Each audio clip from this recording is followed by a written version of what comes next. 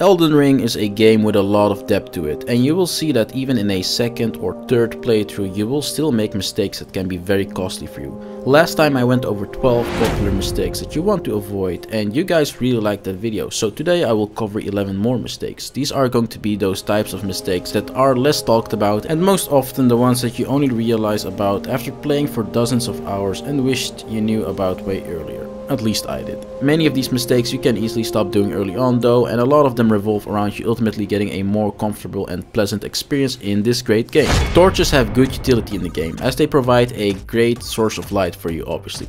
It's nice to use them when you are in dark areas and caves and so on and so on. But they also have multiple disadvantages. They take a weapon slot, they add weight to your equip load, which for several playstyles can be quite significant, and when you actually use them you can't use your other weapons anymore. Therefore it's more efficient to use a lantern, and you can use a lantern at all times because it's actually on your body instead of you needing to wield it, and it provides a great source of light as well.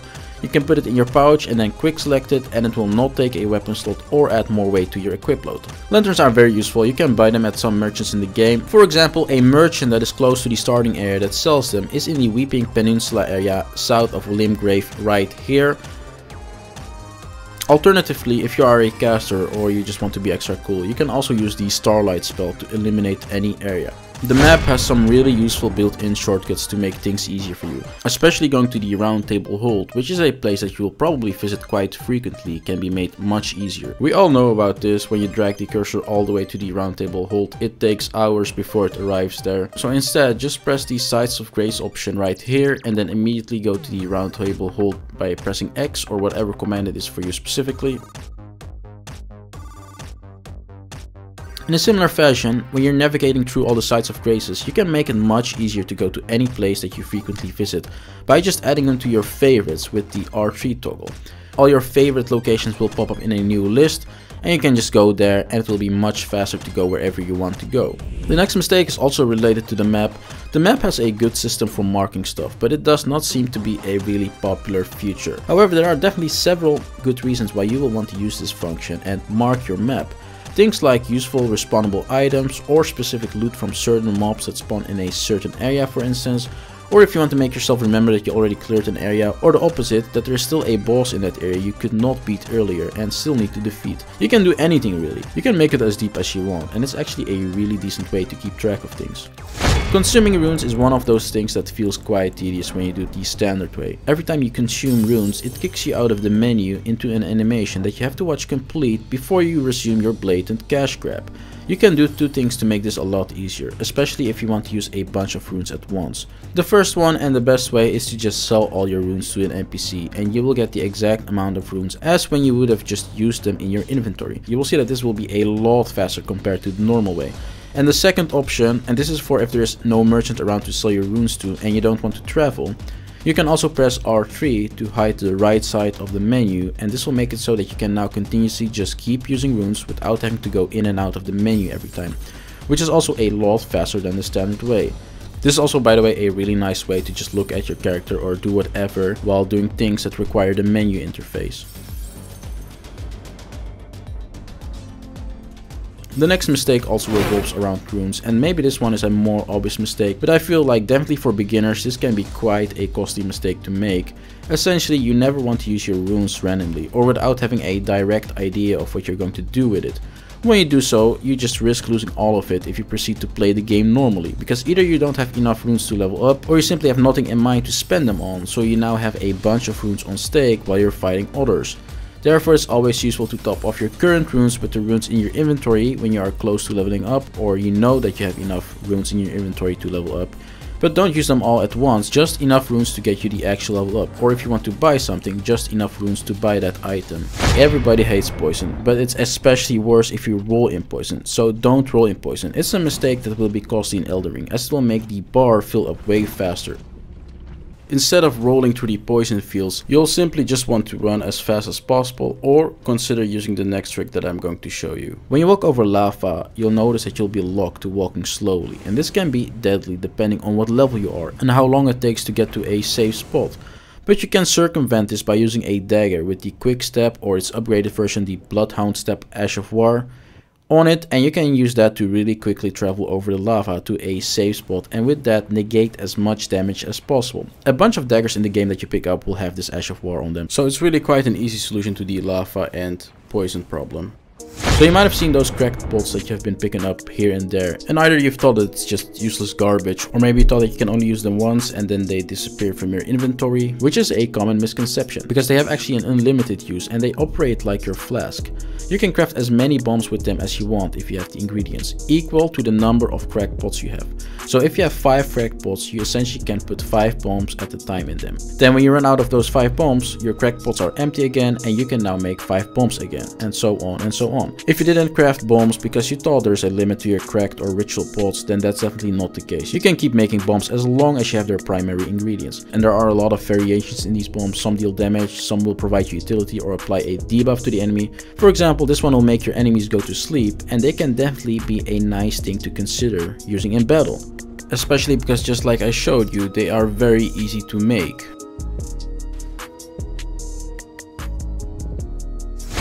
Now this is one of those mistakes that probably every single player has done. The reality with Elden Ring is that you can lock yourself out from quite a number of quest lines or rewards by progressing too much into the game, or by just simply not doing things in the right order. For example, when you get to the first boss that gives a great rune in the game, Godric, you will want to talk to an NPC called Nefeli Lux that's right around the fog gate to Godric. Doing so will give you the Arsenal Charm Talisman when she returns to the Round Hole table. Otherwise, you will never be able to obtain this talisman. This talisman is pretty good, especially in the early game, as it raises your equip load significantly, simply by just talking to this NPC at the right time. Now this is in the end because there are better versions of this talisman in the game, but it will take a lot more effort to get them. And it's just one of those early game examples that really sets the tone. Another popular one is not finishing the questline given by Selufus before you finish the questline given by Ranni. And you want to do this in order to get the Magic Scorpion Charm, which you can only get if you finish all the quests given by Selufus before you finish the questline given by Ranni. And this talisman is a really decent talisman for casters, and it's really easy to miss it, as you can see. And a lot of NPCs die prematurely if you don't finish their questline in time, and then you will never know about the lore associated with that NPC or how their questline unfolds. At least in that playthrough. And the best way to prevent this mistake from happening is really just to stay in one zone at a time and explore that zone thoroughly before you proceed.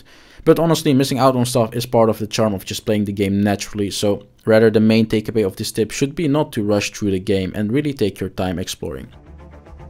Now the next mistake is going to be huge, and I'm sorry if you didn't know about this earlier, but it's definitely going to fundamentally change the approach you have to this game and everything you have ever done in the game. Slowly climbing ladders. This one is a quick one. When you climb or go down a ladder, you can do it much faster by simply pressing B or circle on your controller, and you will just climb up or slide down extremely fast. Yeah, it's one of those things. Now every stat in the game has multiple soft caps. This cap means that after you invest points in that stat, after reaching the cap, you will start getting less in return for your investment than before. What it essentially means is that diminishing returns start to kick in for you. But to make things more complicated, multiple stats have several breakpoints where diminishing returns start to kick in.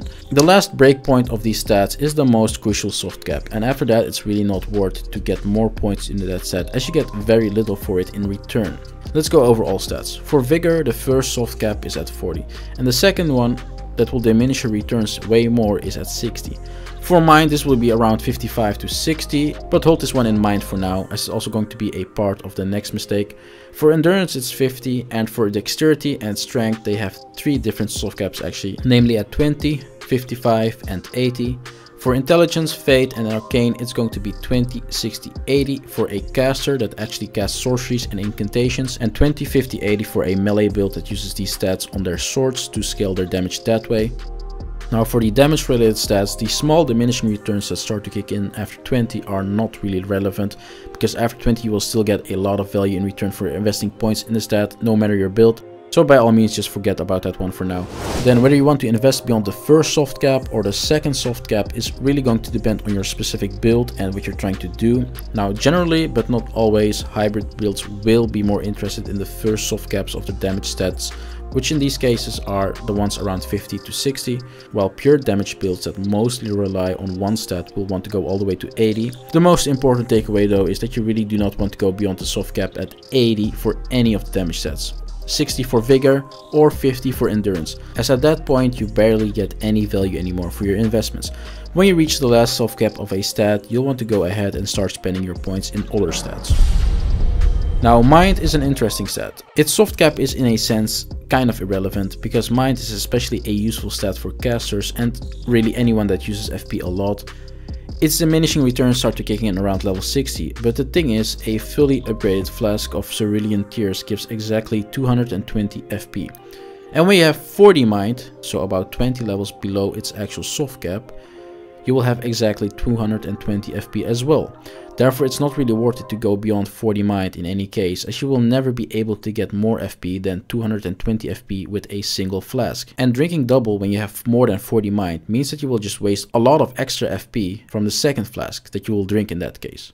And that was it for this video. These were 11 more mistakes that you probably want to stop doing anytime soon. I hope you enjoyed the video and that you learned something useful. If you did, then definitely subscribe, because a lot more exciting content is on the way. Give it a like, that would help out a lot, and leave your thoughts in the comments.